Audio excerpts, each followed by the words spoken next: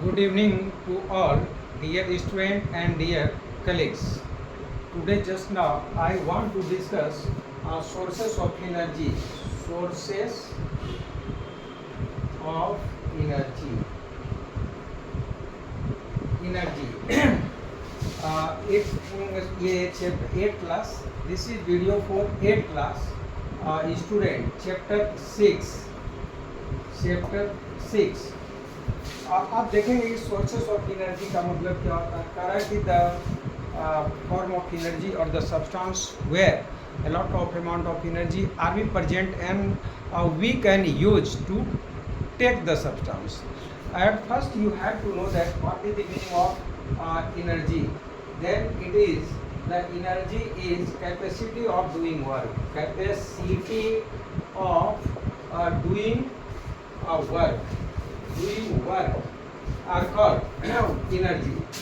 Are called energy. Called energy. मैंने energy के विषय में बताया कि वर्क और एनर्जी सेम चीज. Work and energy, energy and work दोनों का ये यूनिट सेम होता है. देखिए वर्क का डायमेंशन होता है m/2t-2. दैट मीन इसका यूनिट m हो गया किलोग्राम. m मास के लिए किसी सब्सटेंस का मास m है और ये l मीटर, इतना मीटर ये चल चुका है.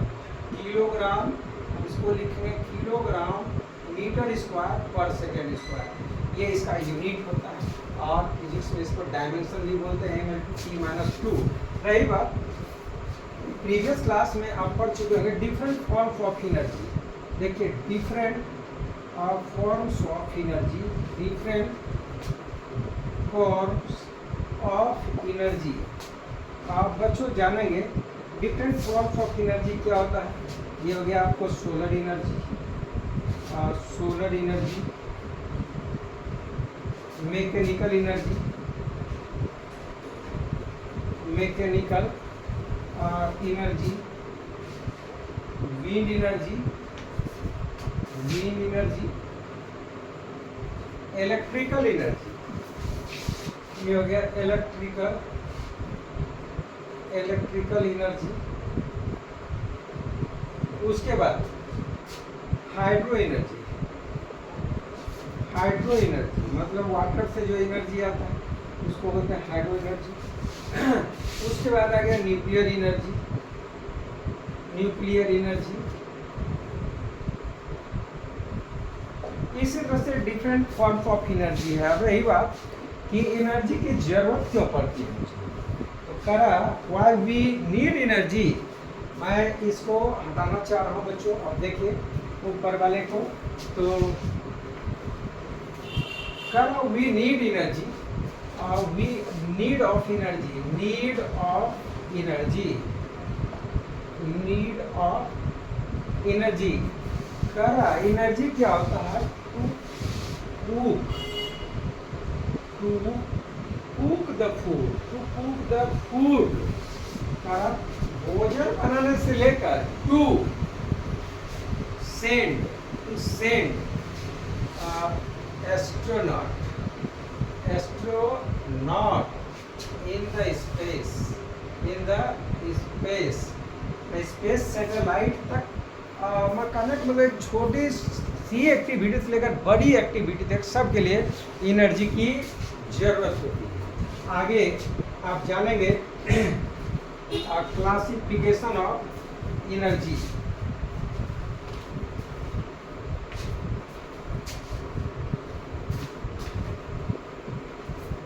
देखिए आप जानेंगे क्लासिफिकेशन ऑफ एनर्जी. एनर्जी बच्चों ये दो तरह का होता है. एक हो गया natural sources of energy, natural sources of energy, natural sources of energy. देखिए अब देखिए नेचुरल सोर्सेस ऑफ एनर्जी का द फॉर्म ऑफ एनर्जी और sources of energy which are be available to us by the nature. जो हमें nature के द्वारा provide किया जाता है. मतलब it can be provided, it can provided, can be क्या, it be provided. It be provided, ये श्योर है, provided by nature, by nature, nature. अब एग्जांपल ले लीजिए आप, हो गया solar energy, solar, wind and water. यह जो है आपको नेचर के द्वारा प्रोवाइड किया गिफ्ट में फॉर्म ऑफ एनर्जी। और दूसरा है artificial sources of energy, artificial sources of energy, sources of energy. आप देखिए प्यारे बच्चों, ये सोर्सेस ऑफ एनर्जी आप ले लीजिए बैटरी, कह रहा इसमें chemical substance, chemical substance, chemical substance के यूज करके इसको बनाया जाता। कहा कि the form of the sources of energy which can be prepared by with the effort of human beings by taking use of some different types of chemicals और synthetic energy. And for example, different types of battery used in watch, calculator, inverter, different type की activity करने के लिए जो battery का आप use करते हैं, ये हो गया केमिकल, नेचुरल नहीं, आर्टिफिशियल सोर्सेस ऑफ एनर्जी। आगे अगला स्टेप आपको जानना है सोर्सेस ऑफ एनर्जी में physical state of sources of energy. देखिए प्यारे बच्चों, अब आपको देखना है physical sources of energy, physical sources of energy. थोड़ा कलम में खत्म हो गया बच्चों, मैं बताने जा रहा हूँ। देखिए अब जानेंगे physical state, physical state of sources of energy, sources of energy का इसका फिजिकल स्टेट 3 होता है। Solid for solid. अब सॉलिड में क्या क्या हो गया देख लीजिए, coal, wood, charcoal, wood, charcoal, charcoal etcetera. आगे हम दूसरा जानेंगे लिक्विड स्टेट, लिक्विड स्टेट। तो लिक्विड स्टेट में आपको जो सोर्स ऑफ एनर्जी, जिस सब्सटेंस का आप यूज करते हैं एनर्जी के लिए, पेट्रोल हो गया, डीजल हो गया, केरोसिन ऑयल हो गया, केरोसिन ऑयल, उसके बाद डीजल, पेट्रोल, केरोसिन ऑयल, ये सब आपका हो गया है लिक्विड स्टेट ऑफ मैटर। अगला हम जानेंगे गैसियस स्टेट ऑफ मैटर, मतलब 3 फॉर्म एनर्जी जनरली पाया जाता है। तीसरा हो गया गैसियस स्टेट, गैसियस स्टेट। तो गैसियस स्टेट में आपका ये गैस को लिक्विफाइड करके, एलपीजी इसको बोला जाता है liquefied, liquefied petroleum gas, petroleum gas.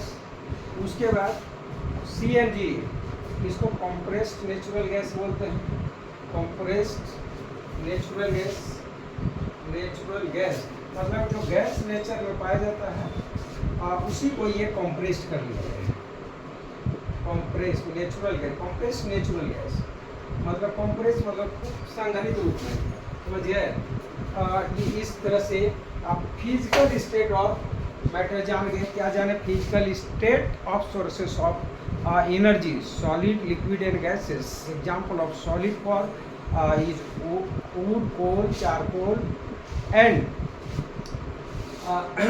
wood, coal, wood, charcoal and different types of solid substance which are found in solid form through which we can get energy after burning in oxygen. So it is known as different forms of matter, different forms of energy, state of energy.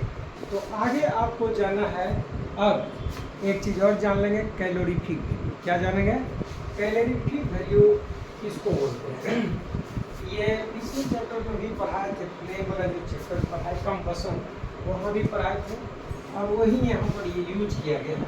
दो term और हमको use करना है, calorific value.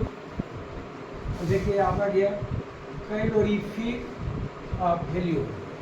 Calorific value कहा जा रहा है कि when the amount of energy, the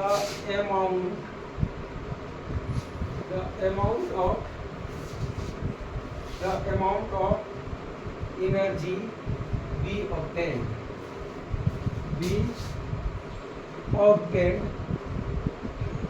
by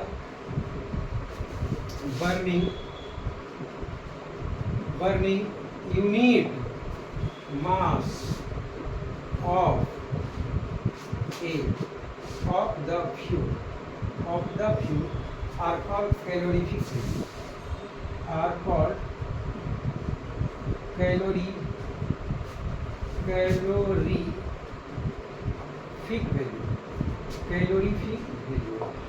किसी सब्सटेंस के यूनिट मास को आप जलाते हैं और उससे जितना एनर्जी मिलता है तो वह उसका कहलाता है कैलोरीफिक वैल्यू।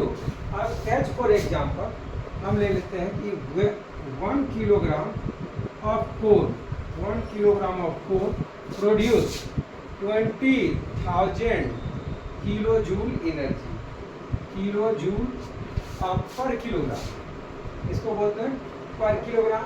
आगे चलना है 1 किलोग्राम कोल, कोल तो वही, गलती बोल दी, कोल अगर है तो 30,000 और 1 किलोग्राम वुड है, तो ये 20,000 kilo joule per kilogram energy produce कहलाता है। करा कि on the basis of calorific value we can identify such type of fuels are wasteful with respect to other। Calorific value जिसका ज़्यादा है उसको हम अच्छा फ्यूल बोलते हैं, और जिसमें कम है उसको नॉर्मल रखते हैं। आगे एक वर्ड मुझे बता देना है, ये अवेलेबिलिटी, एक टर्म आपका छूट रहा, अवेलेबिलिटी, आप ये भी देख लीजिए बच्चों। ये जो अभी मैं डिस्कस किया इसको लाइव क्लास में भी बता दिया हूँ, और मैं एक वीडियो के माध्यम से भी आपको अवेलेबल कराने के लिए आपको सेंड कर रहा हूँ। तो अब देखिए हो गया अवेलेबिलिटी नंबर आ गया, ये number 1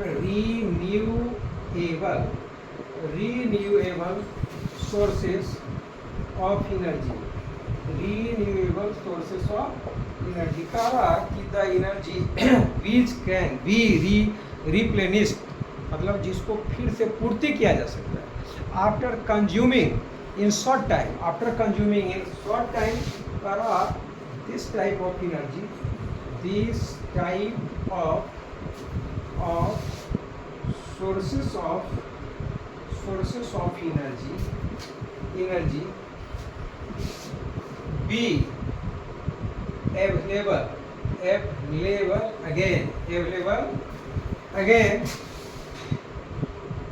again after consuming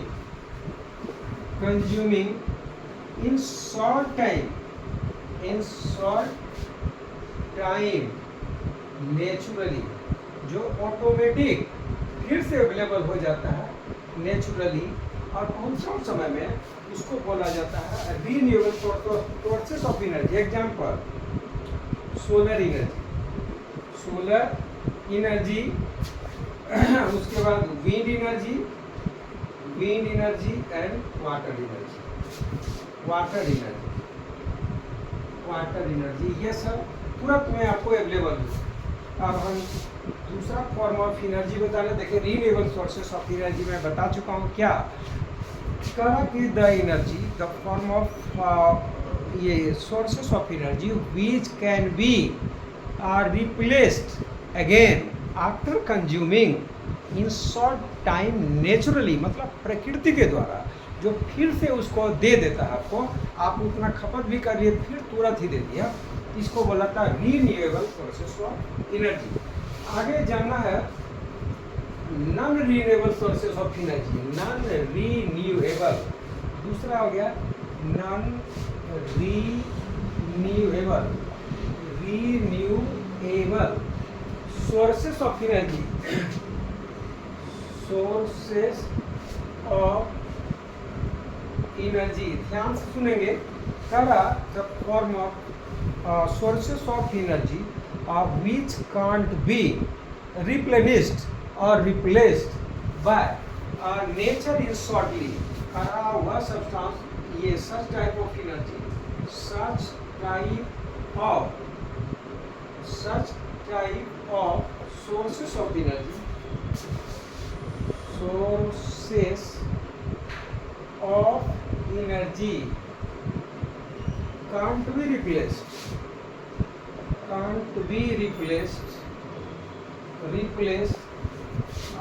anyway in short time are called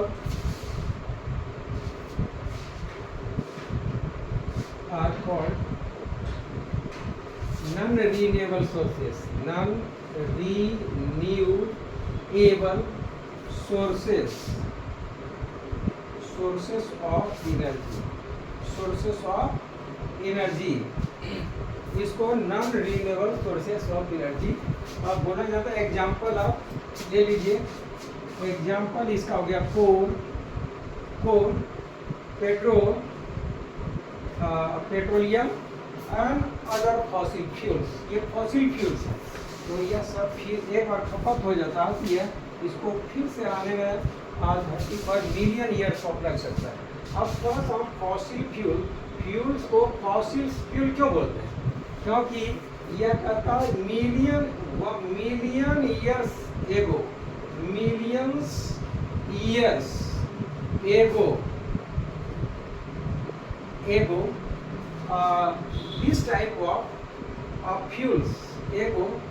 this type of fuels be formed, ये फॉर्म हुआ था, fuels was formed by heating of earth force, पृथ्वी के आंतरिक भाग से गर्म होने चलते, and by pressure of rocks and soil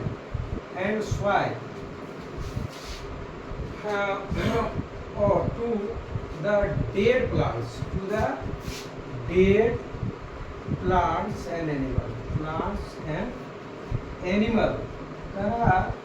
तो मतलब करोड़ों लाखों वर्ष पहले dead parts of plant and animal के जमीन के अंदर दबने से और पृथ्वी के गर्मी से, अर्थ की हीट से, एंड अर्थ में पाए जाने वाले चट्टान और सॉइल के दबाव से यह प्लांट के मरे हुए भाग और एनिमल के मरे हुए जीव जो मिट्टी में दबे हुए तो उसके चलते बना, इसलिए इसको फॉसिल फ्यूल्स बोलते हैं।